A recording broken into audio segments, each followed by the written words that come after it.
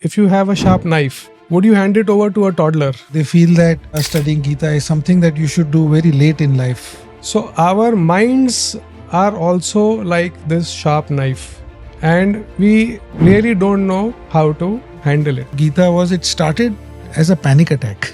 Stress, anxiety, fear, panic attack, like you mentioned. I've finished my graduation and there's a total fog. What do I do now? Or Lord Krishna was alive today, what would he be? Coach of maybe the women Indian cricket team, strategizing the international conflict. Narayan Murthy is 72 hours working. Basically, the burnout happens because of the mismatch. Don't be Krishna, be Arjuna.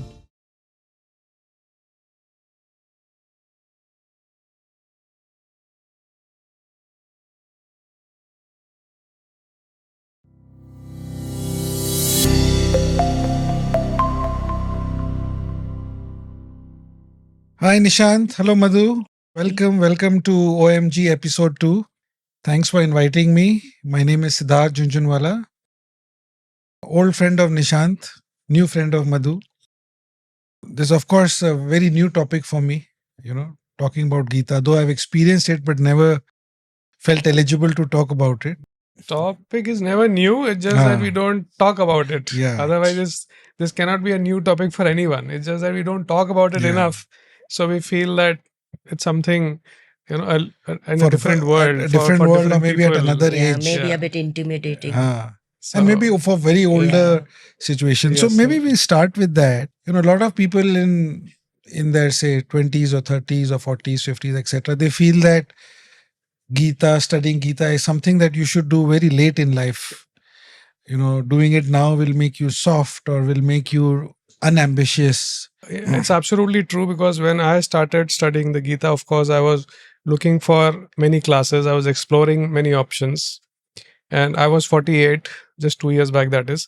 And whichever class I joined, I was the youngest. That is I would say a sad part, because it's highly misunderstood that Gita is for retirees. Now, if I can give you an example to explain, otherwise we keep saying it's a manual for life and it should be started early. Yeah. So if I give you an example that if you have a sharp knife, okay, would you hand it over to a toddler? No. Why? Misuse or accidental hurt. The toddler won't know anything about the knife. Yeah. Neither the advantages nor the disadvantages, nor how to handle it. In the process, what will the toddler do? Not only hurt others, but also hurt himself or herself. Right? Fair enough. To a level where the damage may be irreversible. Yep.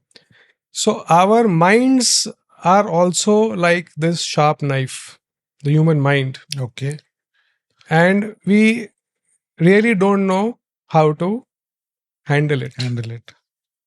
And this is the knife in our hands, you can say, which is doing the damage. And this brings the lot of stress that we are talking about in today's life. Okay. So what is happening today is that our mind is controlling us. We are not controlling our minds. So Gita is a way of life, is a manual for life, which teaches you how to handle this knife called the mind. And if you can do that, if you can actually control your mind, ultimately we all look for happiness. Yeah. And that is what it'll bring you if you can control this knife called mind. Okay. So therefore, why should you do it at the age of 60? Yeah. You've already done the damage. Yeah. Right. Good point. So you have to start as early as you are, intelligent enough to understand things. So that can be as early as 12, 13, 14 years of age, which was always the case in the past. It is in the recent times, due to whatever you can call it, geographical or political or other issues, that habit has, or the system has faded away. Understood. So if you ask me, I think, like, from my experience, whatever I have seen. Yeah. Firstly, you have to bear with this voice throughout the episode. My apologies. So the first myth is people associate Gita with just religion. So that's the first context. That's why they think it's an old age thing, because they think it's dharma. pursuing dharma. And now the real meaning of dharma, Nishant will elaborate. But just because they associate it with religion and not as a motivational book or a self-help book, they think that, okay, we have reached an age of 60, 70 where we are about to leave this world. So maybe studying the Gita will help us achieve some punya and help us get mukti and a better birth maybe. So I think that's the first thing which makes us believe that it's a retirement thing. That's totally my understanding of it. And I think it's very, very good points, both of you. And I think the fact that the whole Gita episode started in the middle of a battle, not in a cave. So it cannot be an unambitious thing. The moral of the story cannot be unambitious anyway. In fact, it is the reverse. Yeah. It is absolutely reverse because Arjuna was wanting to leave the battle. And he was prevented from doing that. And he was forced, or rather motivated. I would not say forced. He was motivated. The idea of the Gita was to motivate him to fight the war. So it's a dictionary for action. Yes. So it's absolutely pro-action, pro-karma. Yeah. So therefore, unambitious is never a part of the Gita. So let me ask you guys, if Krishna or Lord Krishna was alive today, what would he be? If you just know that he is there. He would be in the middle of the highest of action, is what I can tell you. Okay. That can be the coach of maybe the women Indian cricket team who just won the World Cup. Okay. He can be in the middle of maybe a conflict. Strategizing the international conflict, something like that. He has to be in the middle of action. In fact, there is a verse in Gita where he says, okay, if you are a religious person and if you believe Krishna is the one you have personified him and made him God, then he mentions that even I have to act in this world. Why am I over here? In this world, why am I doing all the stuff that I'm doing? It's because mere ko bhi karm karna hai. I also have to act. I also cannot sit idle and think that, okay, things will happen. So, therefore, wherever he will be, in whatever role, he will be in the middle of all the action. The next question will be to you, Madhu. But before that, I read, I think, Devdutt Patnaik, that was the author I was talking about. So, I remember reading one book, which was again like a Gita summary or paraphrasing, and they mentioned that all we know about Gita was from Sanjay talking to Dhritarashtra, and perhaps that was the first live stream that we know of, like the way we have a live stream today.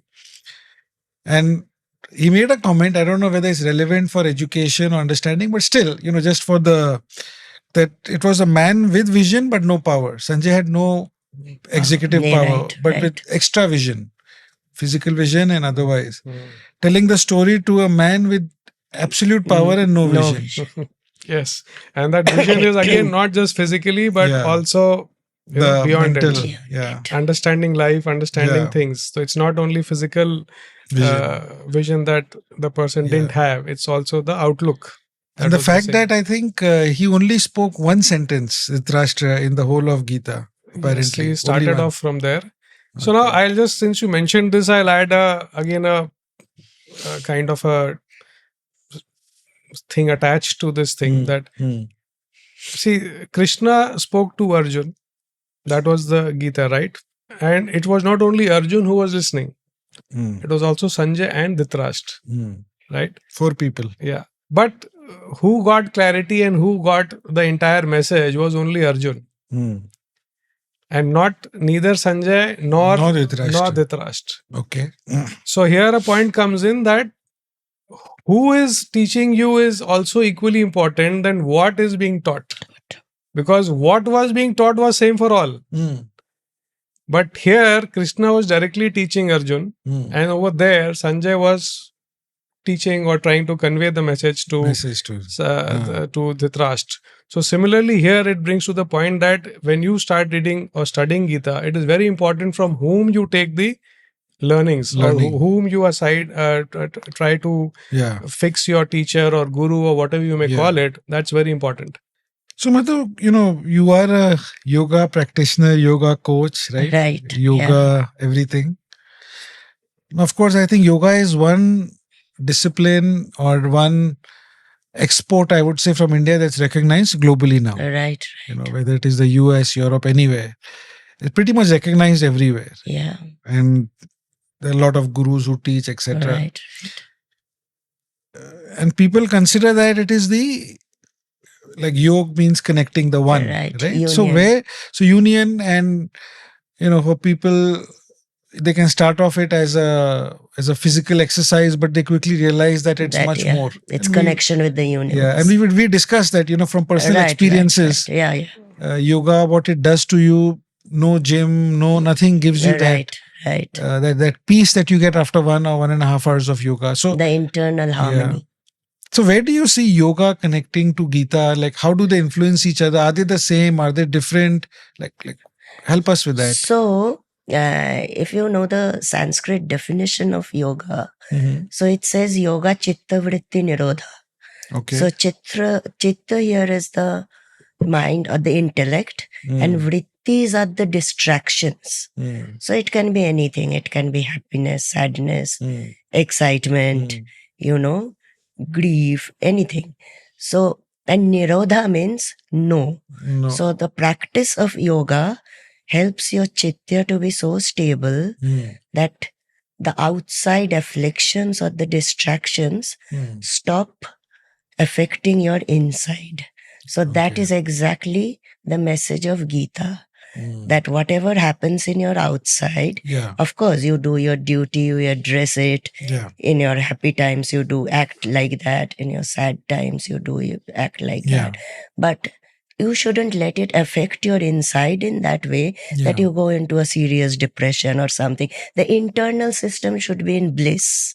So both the aim of yoga and Gita is to bring bliss to your inside. So that's where the union is. If I can just add the point where you say that where it is the converging part, every chapter of Gita is called, it ends with yoga. Yeah. Okay. Karma yoga, Jnana yoga, Raj whatever. yoga, All the Bhakti 18 yoga. chapters. Ultimately, it has yoga in the title itself. So yoga basically means oneness. Again, the union, like she was saying. So it's all about, and this union, you can consider it as somewhere external some external energy or force, but actually it is with your inner self. So see, by yoga, we just understand the poses.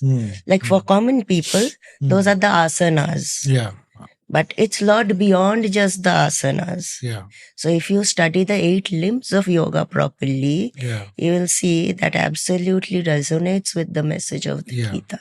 So the other point, interesting thing about Gita was it started as a panic attack, right? It started with a mental breakdown.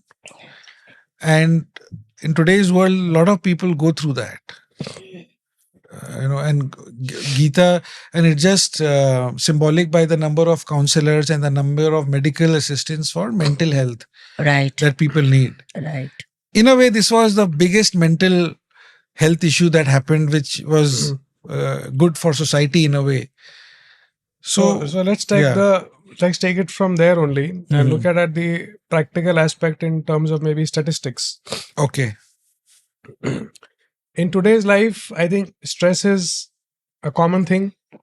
It's taken for granted कि भाई stress तो है ही सबको. Stress नहीं है माने आप कुछ कर नहीं रहे हो.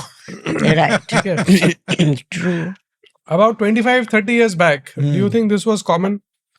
Stress का नाम सुनते नहीं थे. Right? Whatever the reason be, let's not get into that. So today earlier if somebody was stressed, it was an issue. Now we have taken for granted कि भैया stress तो होना ही है. It's a part of life. But actually we laughed at it, but it's a very serious situation. Because now we are getting into the next stage. What is the next stage? Okay. That now depression is becoming a bit of a rare issue. Rare issue. Rare in the sense, it is still not as common कि भैया हर किसी को है. It's not that everybody has it. Okay. It is still what stress was there. When I said rare, I don't mean कि it is it's growing like stress was growing 25 years back. Now depression is growing. It is still rare in the sense that it is not widespread. But what happened to stress over the last 25 years, the next 25 years is going to happen for depression. We are going into that stage. And what today we talk that, okay, the person is depressed, we feel concerned. Exactly what 25 years back, if we saw somebody in stress, we felt concerned. Now we don't feel that concern. So 25, what I'm coming to is that 25 years down the line, depression will become a part of this, that okay, it is a must, just like we just said. So just imagine where we are heading. And then is the next step, which is already developing. Depression ka next step is suicide, which is already started. Children at 9 years, if are committing suicide, you can understand that where we are heading. So therefore, it is the most important thing in today's life. That how Gita is important, because it started from a panic attack. It started from a position of stress, anxiety, fear, panic attack, like you mentioned, and then how you got out of it. How Arjuna got out of it. So it means this is the way to actually deal with today's situation, which we are calling as stress, depression, and moving towards suicide. And therefore, it is more relevant even in today's time. Then and it not was, only he got out of it, he did what he needed to do. So we mentioned about these issues. Now, on the face of it, Gita is theory. On the face of it, right? If I get that book behind you, I read it every day. It is saying, do this, don't do this, or it is giving examples of good behavior or good process. How will say a 9-year-old or a 16-year-old or a 25-year-old, how do they get action? Because we know that thought alone is not sufficient. So I think I already answered your question in part when we were giving the example that 4 people were a part of the Gita, but only Arjuna got the message and Sanjay and Dhritarashtra didn't get the message. Okay. So you cannot just read the Gita like this. Okay, for the starting, you may just, for the feeler, you can just take this book and start reading it, but it will not help you in any way. Then you have to have the right teacher for it. In Hindi or Sanskrit, you can call a guru.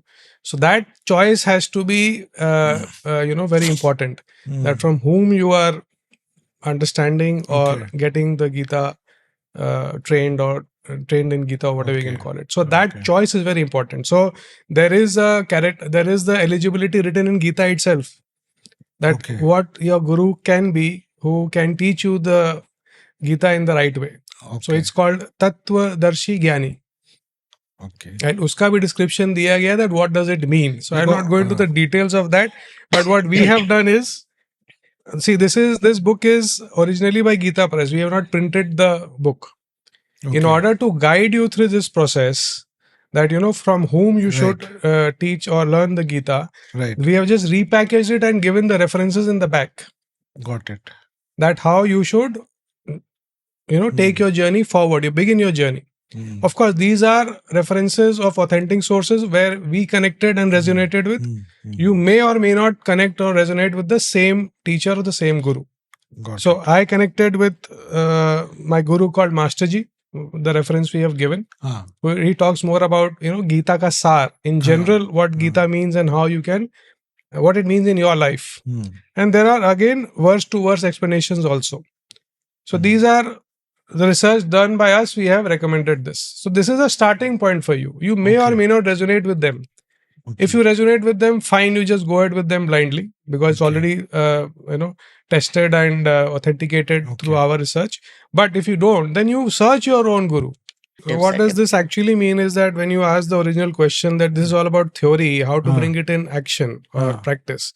So this is a book which is not of faith, कि आपको कोई चीज अंधविश्वास के लिए बोल रहा नहीं, आपको मानना पड़ेगा.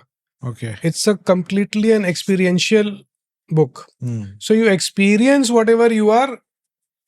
That's why we called it Study Gita. We didn't call it Read Gita. Read Gita se kuch nahi hoga. You will not understand by reading it. You have to study it. Now, what do you mean by study it? So you have to read it, you have to introspect it, and then ultimately it gets implemented in your life. So in the process, in the official process, it is called Shravan, Manana and Nididhyasana. So Shravan is reading the text or hearing the text. Manana is introspecting. To churn, what does this mean? What does this mean in my life? And everybody can have a different experience, just like she mentioned. It's not going to be same for you that everybody has to come to the same conclusion. Then that becomes faith. So this is not faith about faith at all.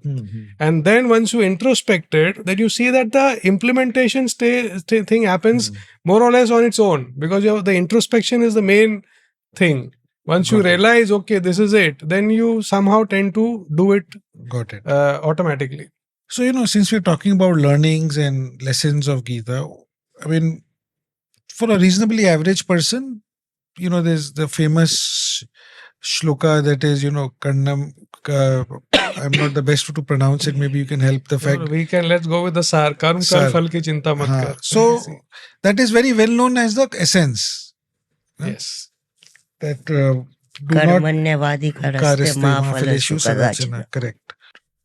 An average Joe like me would say that, well, you get a goal and that motivates you. So you have a goal, say in cricket, you have a goal that I have to score 10 centuries or I have to become part of Indian cricket team, right? So I aspire to look at my heroes every morning, every evening, and then I practice and I get to that ambition by looking at my goal. But here we are saying that you don't focus on the result and don't get attached to the result, but then that is what gives you the fuel. So this is what common people talk, right? Yeah. So there is a difference between being focused on your goal and not attached to your goal. You use both things in the same sentence. They actually mean two different things. You should be focused on your goal. Okay. But not attached to it. They are two different things. How do you do that? But So Gita doesn't say don't be focused on your goal. In fact, that is what Krishna told Arjuna. Bhaiya, focus on your goal. Okay. Your goal is to fight this war right now, not to worry about its result. Because the result is anyways not in your hands. So now the question is, coming back to what you simply said, karm kar or phal ki chinta na kar. This is the sar of Gita, the summary of Gita, the moral of Gita. But how to achieve it? For that you have to study the Gita. That is the way it is given. It is just not telling you to do it. It is telling you how to do it also. So that part of how you can achieve that portion of chinta mat karo doesn't mean focus mat karo. Focus पूरा ही करना है, effort पूरा ही करना है. Okay.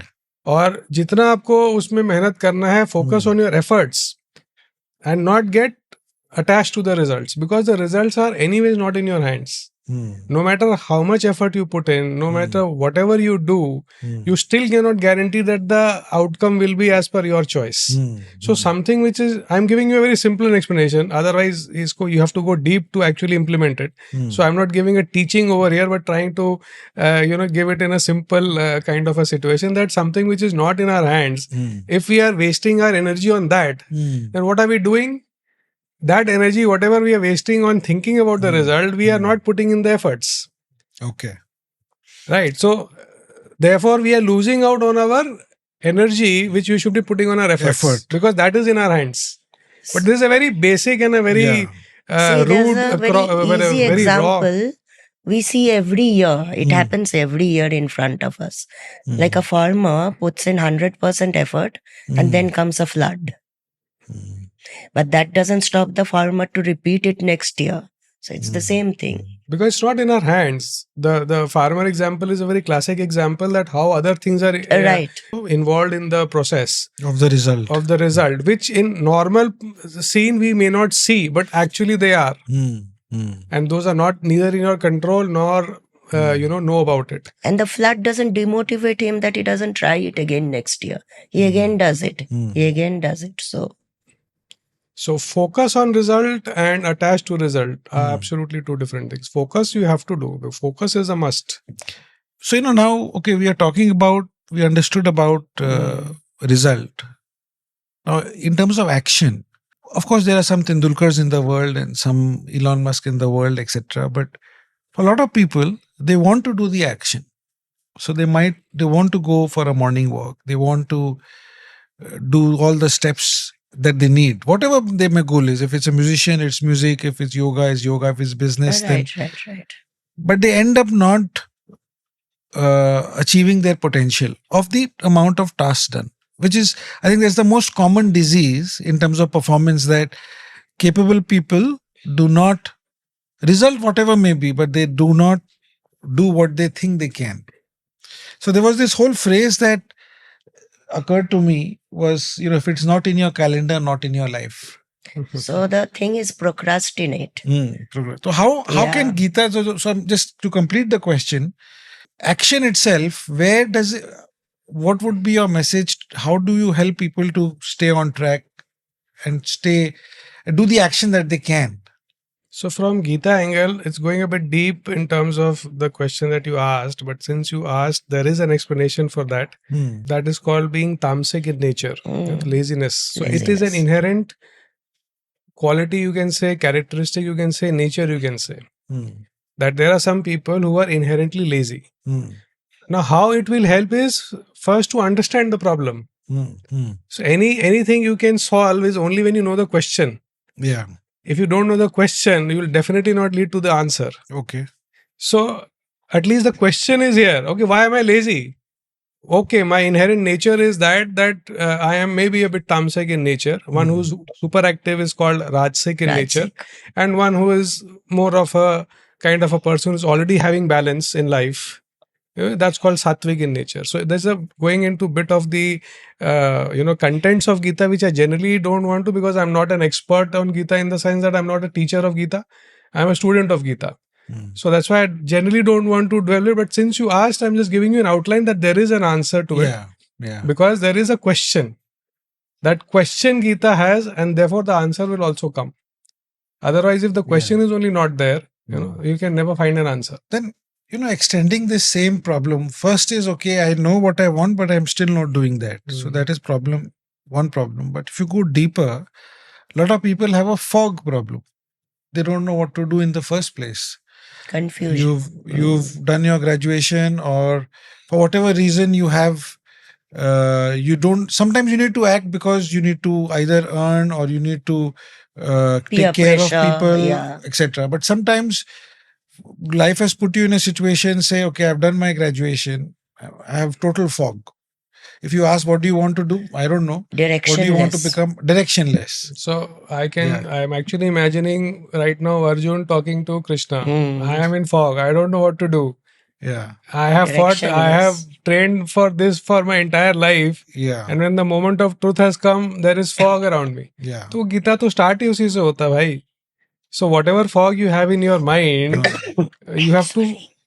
That is what clarity Gita gives. Just like it gave Arjun, it did not tell Arjun ki okay, this is, you should fight this way. These are the weapons that you should be using, or this is the strategy that you should be using. He knew. That Krishna didn't speak to Arjun about those, because Arjun already knew that. What he was facing was having this fog. So let me just add to that. At what point do you think Arjuna converted? Like, at what point do you think he resolved in that whole process? He resolved in the entire 18th chapter only, because if he had resolved earlier, the Gita would have ended. Yeah. So it took 18 chapters for him to convert and resolve the whole issue. Moving to one point, but actually just extending what you just said. Do you think this was the biggest endeavor of Arjuna as a person? Like, this was his largest endeavor, like all that he learned, all that he practiced, it culminated into this final moment. Do you think that was true? It has to be. And I ask this question because whenever we are distributing the Gita, we don't have that much of time to have such kind of interaction. In fact, that is the reason why the idea of this podcast came, to remove people's misconceptions, preconceived notions, things like that. So I ask this question, whatever little time we get, that why did Krishna chose this time only to deliver the Gita? He could have taught him earlier. Earlier also, taught him later also. In fact, why not during Draupadi's Chirharan?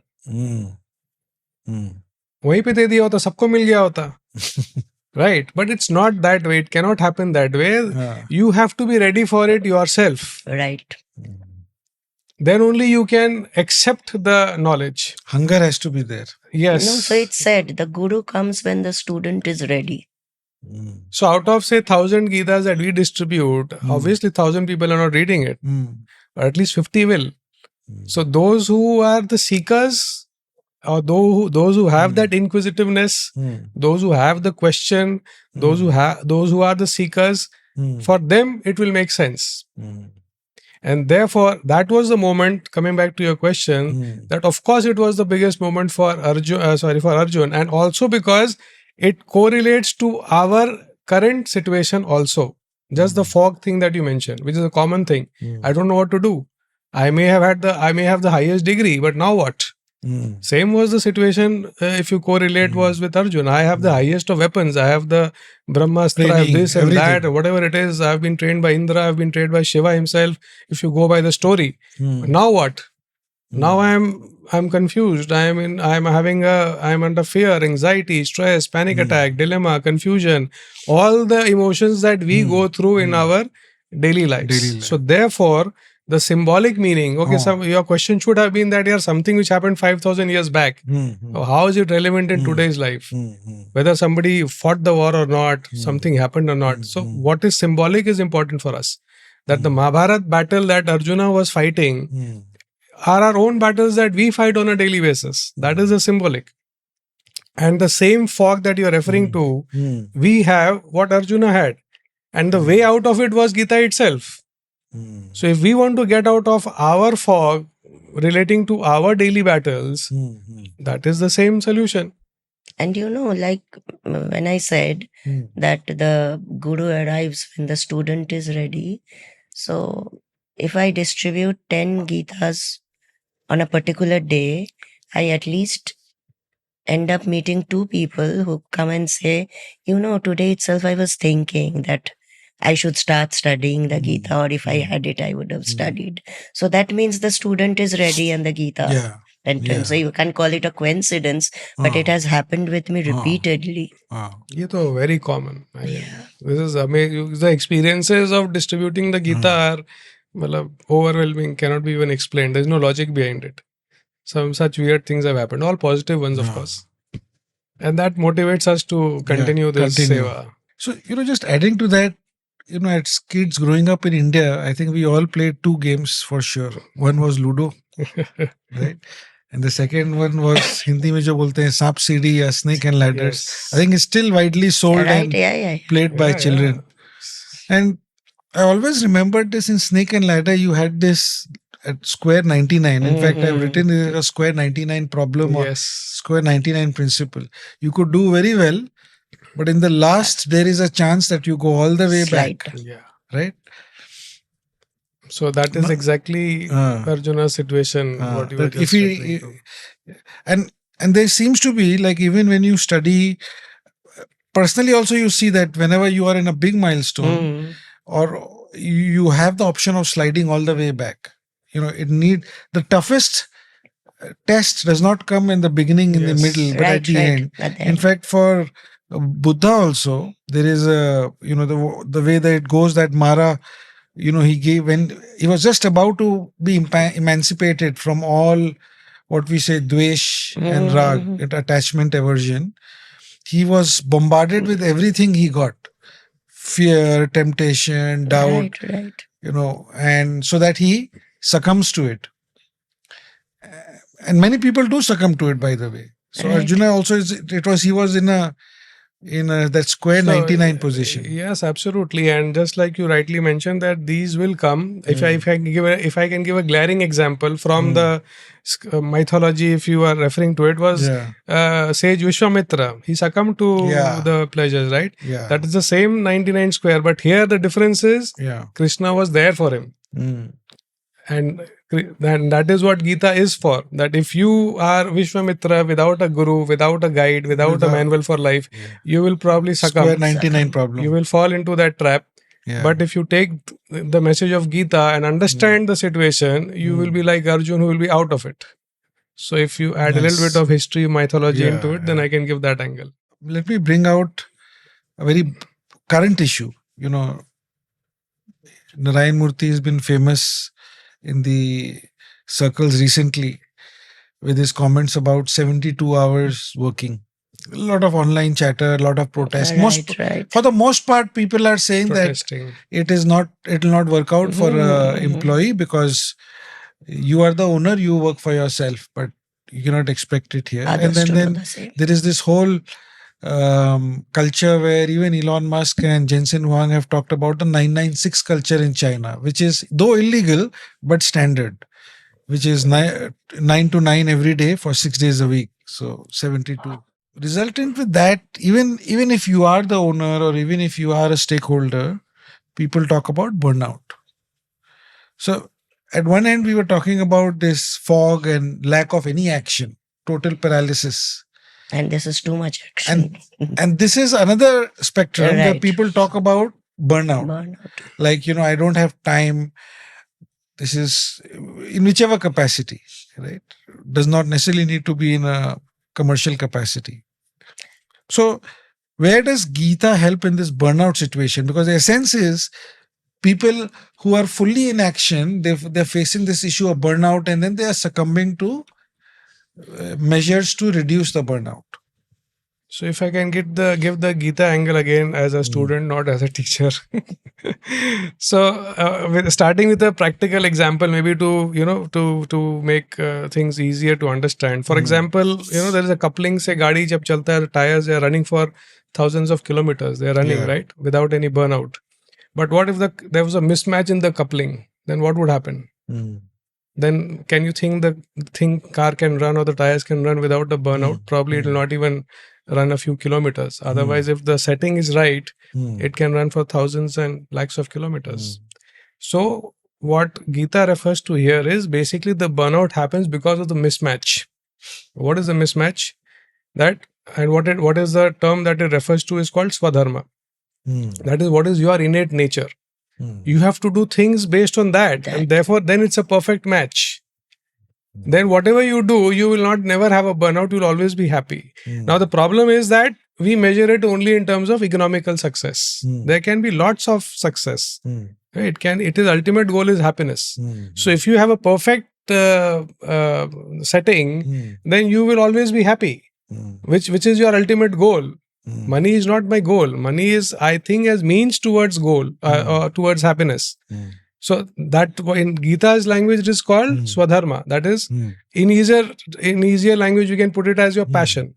And the other thing where there is a misfit is called Pardharma. So what Gita says is that even if you are less successful, so-called in Swadharma, you are better off than being highly successful, again so-called highly successful, in your Pardharma. Because that will bring you happiness. And this will bring you burnout even if you are successful. And that answers your other question also, that I've finished my graduation and there's a total fog. What do I do now? So you do what is your Swadharma. So you have to understand that. For that, you have to introspect. So instead of looking here and there that my friends are doing this or my relatives are saying that I should do this, you should focus more on your Swadharma and pursue that as a career if possible. And again, dharma doesn't mean religion over here. Right. That's what we normally, misinterpret dharma as religion.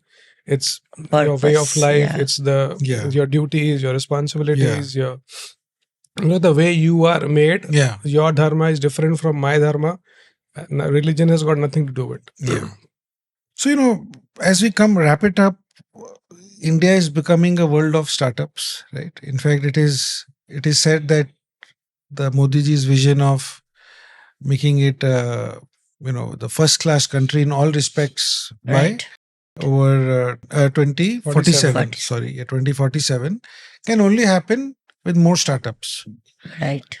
Because they generate employment at a scale which large companies cannot generate. It is said that.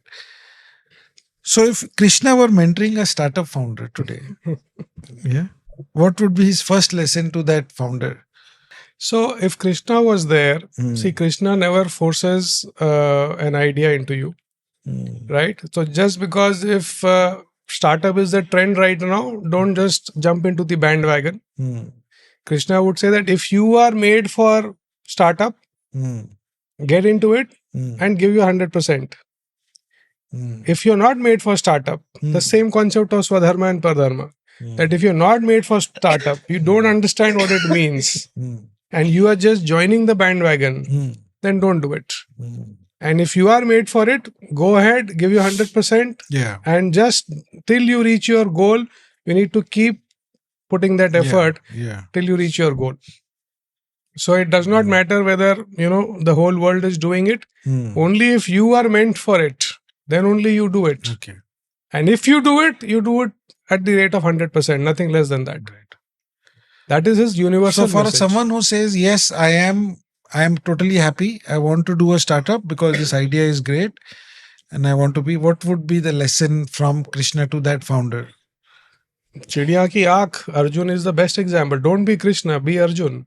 No, and like he Focus, said, basically. Focus. ये आपका जब आप decide कर लियो, you feel that this is what you're made for. Yeah, don't go for it because the idea is great. You see if you are meant for it also. So why did you all say focus amongst any other thing? Like, for example, you could have said whatever, detachment, which is the classic understanding of Gita, or something else. No, that is the sar of Gita. Sar वो of तो Gita. आप focused हो नहीं हो कुछ भी करो.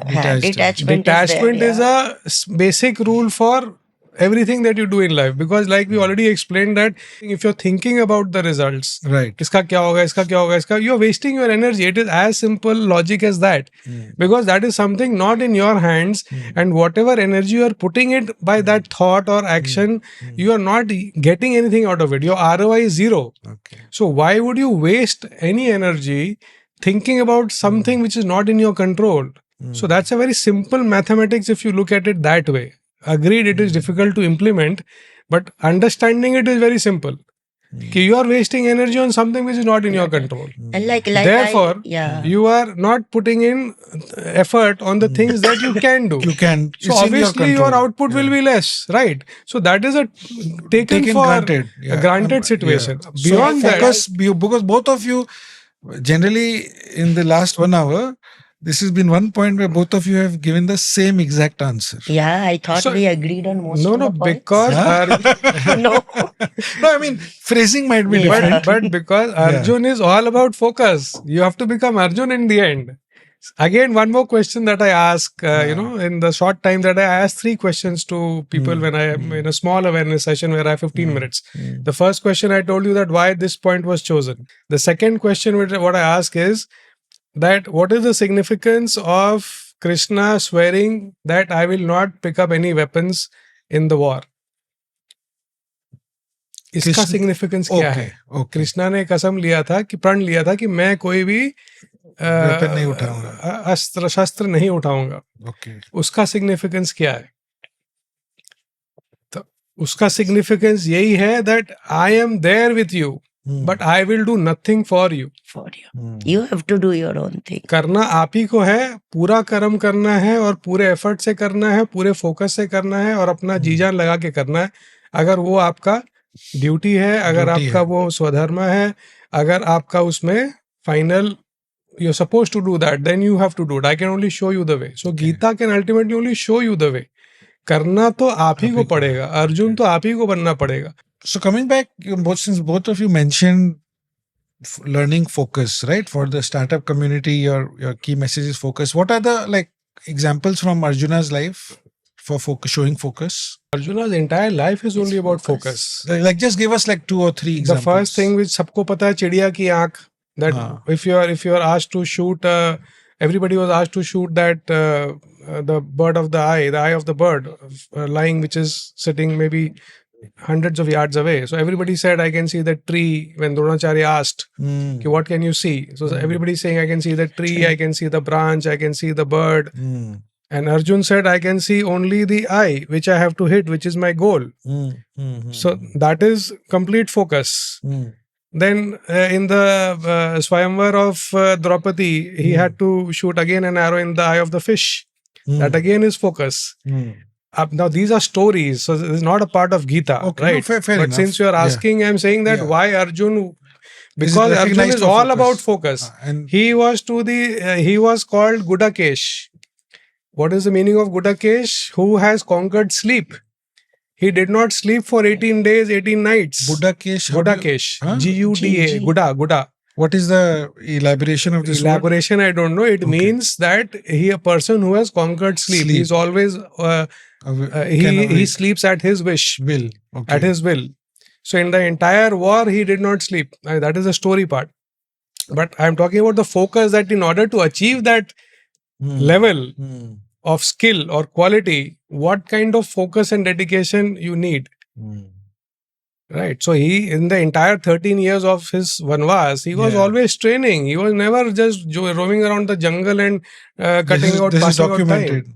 Of course, that is a part of documented Mahabharata. Documented meaning? It is a part of Mahabharata. So entire 13 years he went to Swarg, he went to Shiva, he did tapasya for Shiva. So entire 13 years he was training. Practicing. He was training. But again, these are all story parts. Let's not. But the idea is that focus. Part. Any final thoughts from you, Madhu, on the focus part?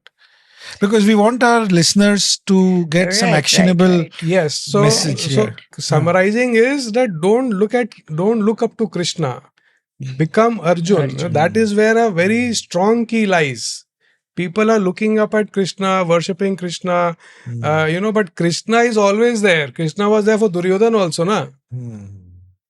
But why didn't Duryodhana learn anything? Why didn't Sanjay learn anything? I think he offered his thing. Yes. I'll come instead of the army. I think Duryodhana selected, no, give me the army. So Duryodhana didn't select, Arjun selected. They were given a choice. They both came together. So Krishna said, okay, then I'll help both of you. I'm dividing my assets into two. One is me and one is my entire Narayani Sena. And you choose. But Duryodhana had the first call. Arjun had the first call. So Arjun took Krishna and Duryodhana was very happy with this. So when we say Narayani Sena, actually we did not understand the magnanimity of the Narayani Sena. In today's time, if I have to put it in today's currency times, it would be something like saying you choose this guru or you choose 10,000 crore rupees. It is as huge as that. Can any one of us choose the guru and not the 10,000 crores? So till we are in that point of time where we can actually choose the guru and not those 10,000 crores, we will never become Arjun. And the goal should be to become Arjun, not to become Krishna, because Krishna to apne aap aayenge agar Arjun hai to. Very nice. I think from the point we started that Gita is meant for retirees, we have talked so much of action, right? That now it's only about action. Then what? How do we get the peace? Right. So the Gita is a combination of peace and prosperity. It does not tell you have only prosperity, because what is prosperity if you don't have peace of mind? And what will you do with the peace of mind if you have not even lived your life, if you have not done, you've not been prosperous at all? So it is a guide which gives you a combination of peace and prosperity. Both are equally important for our happiness. If you just have one, you will not be happy. If you just have money, you will not be happy. And if you have just nothing and I'm at peace, again you will not be you will not be in a state of happiness. So we are again talking about balance. It is within that action. How do you find that inner peace? So not exactly balance, but the inside of what we are made of and the outside world. That's a balance between that. Not balance between actions. Action you are full on. No balance over there. But it's not affecting you in the inside. So that if you call as balance, yes. But actually it's different from balance. It is a state of equanimity as we call it. Sambhavna. मेरे को internally कुछ भी नहीं फर्क पड़ा, बाहर कितना भी action हो रहा है, नहीं हो रहा है, लड़ाई हो रहा है, नहीं हो रहा है, बाहर दुख है, सुख है. Internally I'm same. I think it's a wonderful way to end this episode 2 of OMG. Great initiative, Nishant. Maybe thanks a lot, Sid, for taking up this. I was feeling out of place कि मैं इस podcast में how to join you. No, see, that is the idea, in fact, that you must be wondering that why I requested you to come or whatever. So it is about anybody. This podcast is not about some expert sitting over there. In fact, we want someone who has got no knowledge of Gita sitting over there. Yeah. Because जिसके पास knowledge है वो तो already पढ़ रहा है. We are not targeting that kind of a segment. Yeah. Because that is only 2% of the segment who are studying the Gita, who understand the Gita.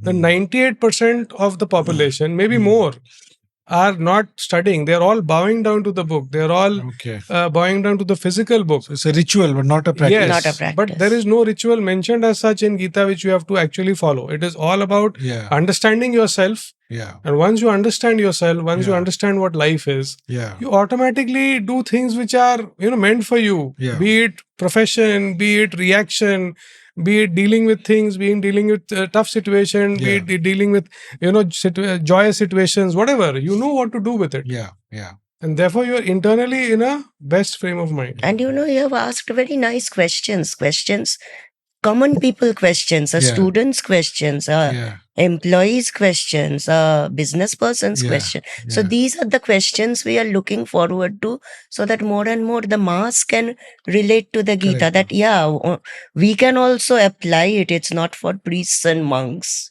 Thanks a lot for inviting me. I think I had a great time.